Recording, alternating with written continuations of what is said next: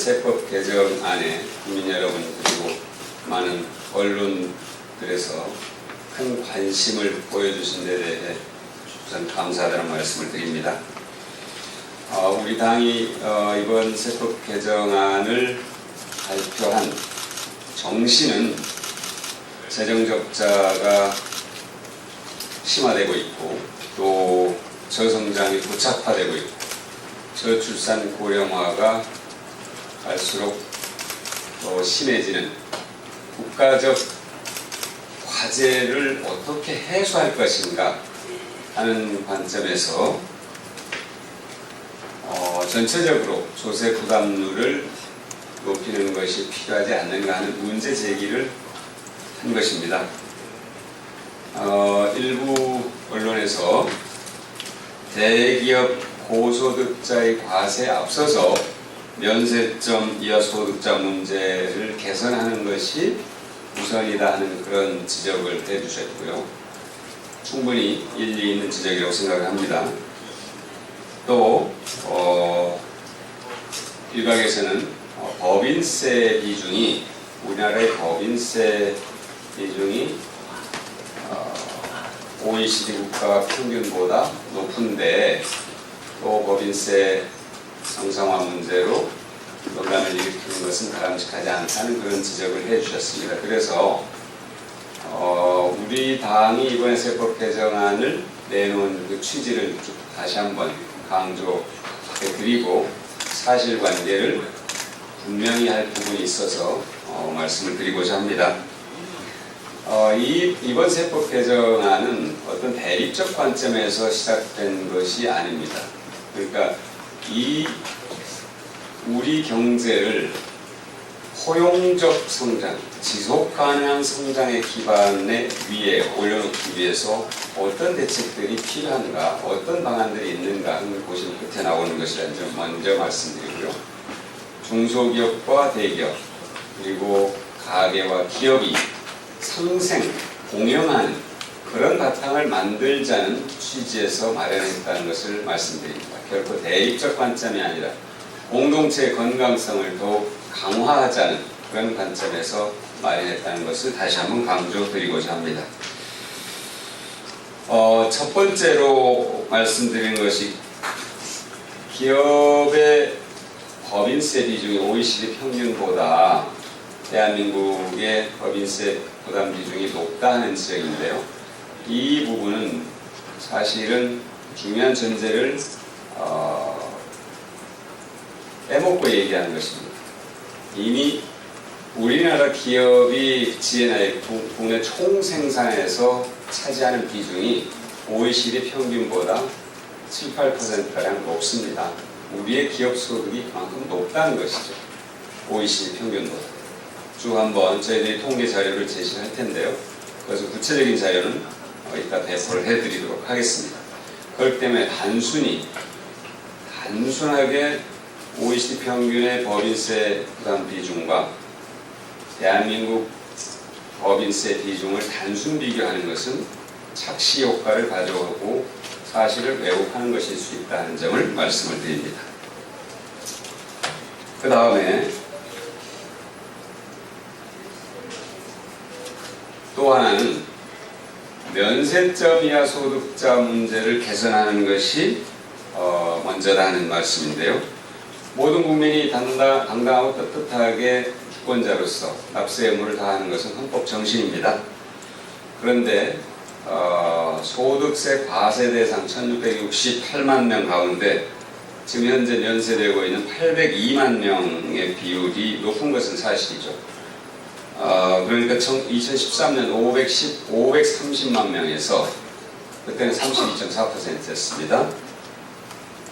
15.7%가 높아진 거니까 굉장히 많이 높아진 겁니다. 이것은 2013년 소득공제에서 세액공제 방식으로 세제를 개편하면서 일어난 현상입니다. 앞으로 면세점이나 소득자 비중을 35% 전후로 줄여나가는 것이 바람직한 것이다 하는 인식을 갖고 있고요. 이 부분은 저희들이 하지 않겠다는 것이 아니라 하겠다는 겁니다. 근데 이거보다 우선해서 해야 될 일이 저희들이 지난번에 얘기한 법인세와 초고소득자 과세부터 하는 것이 우선이라는 점을 말씀을 드리는 것이죠. 왜 그러냐면 이 면세점 이하 소득자 800만 명의 연평균 소득이 1,420만 원입니다. 월급으로 환산하면 118만 원 수준이죠.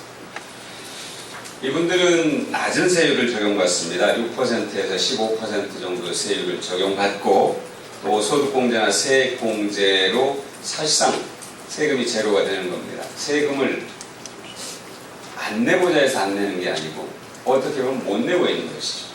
세금을 회피하는 게 아닙니다. 면세점 이하 근로자가 많다는 것은 우리의 실정이 저임금 근로자가 많다 하는 것을 반증하는 것이고, 이 저임금을 어떻게 해소할 것인가 하는 것이 우리가 안고 있는 과제입니다. 정부가 이에 대한 대책을 더 적극적으로 내놓는 것이 필요할 것입니다. 이에 대해서 반박합니다.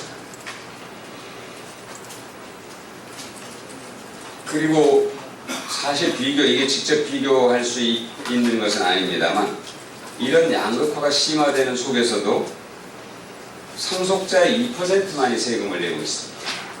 그리고 증여세는 전체 대상자의 46%만이 내고 있습니다. 이런 부분도 보다 더 분명하게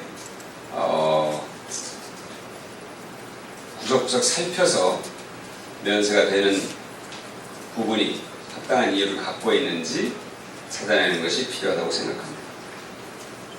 그리고 또 하나는 우리가 담배세에서도 봤지만 이분들이 세금을 내지 않는 게 아닙니다. 담배세, 부가가치세, 주세, 유류세, 각각의 세금을 이미 내고 있죠. 간접세. 그래서 다시 한번 말씀드립니다만 저희들은 고소득 법인의 법인세율 정상화, 그리고 초고소득자에 대한 소득세 과표 구간을 신설하는 것을 사회통합세라는 이름으로 불러주기를 기대합니다. 양극화를 해소해야 중산층이 두터워지고, 중산층이 두터워져야 사회통합이 이루어지고, 또 내수가 확대되고, 그리고 결국 그것은 기업의 이윤 증대로 돌아가는 선순환 구조를 만들 수 있는 것입니다. 지금 우리가 이렇게 오늘 아침 조간에서도 사실 100대 기업들이 위축되고 있다고 하는데, 그렇게 위축되는 이유 중에 큰 이유 중에 하나가 양극화입니다. 중산층과 서민의 가처분 소득이 줄어서 그들이 소비 활동을 못하고 있기 때문에 매출 하락으로 이어지는 것이죠.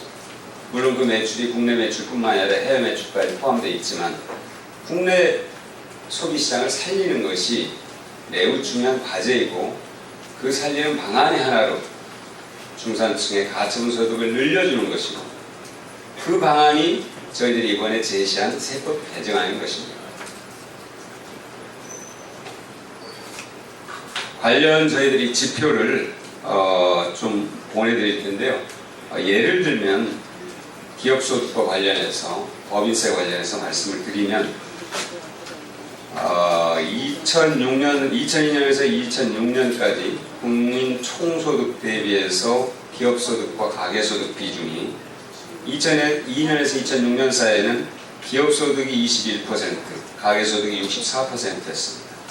그러던 것이 2012년에서 2015년 사이에는 기업소득이 25%까지 높아졌고 가계소득은 훨씬 떨어졌습니다. 저축 구성비를 보면 더 심화됐는데요. 92년에서 93년 평균 법인 기업의 저축 비중은 33%, 가계가 46%였습니다. 그러던 것이 2013년과 14년에는 법인 기업의 저축 구성비가 60%, 가계 부문의 저축 구성비는 19%로 떨어졌습니다. 이만큼 기업의 소득이 증대했다는 겁니다. 가계 소득은 줄어들었고, 주요 국가 GNI 대비 기업 소득 비중을 보면 쭉 한번 보십시오. 영국이 14%, 독일도 14%, 미국 15%, 스페인 19%, 일본 23%, OECD 평균이 18%인데 우리는 25%입니다. 그만큼 기업 소득이 전체 총 소득에서 많은 비중을 차지하고 있다. 그런데 이 부분은 빼고 법인세 비중이 OECD 평균보다 높다 이렇게 얘기하는 것은 조금은 정교한 분석은 아니라고 생각합니다. 이에 대해서 언론인 여러분께서 좀 더 이해를 갖고 이 문제에 접근해 주셨으면 좋겠고요. 결코 이 문제가 다시 한번 말씀드리지만 대립적 관점에서 출발한 것이 아니다. 상생 공영의 관점에서 것이라는 점을 이해해 주셨으면 감사하겠습니다. 자료는 저희들이 다 드리도록 하겠습니다. 고맙습니다.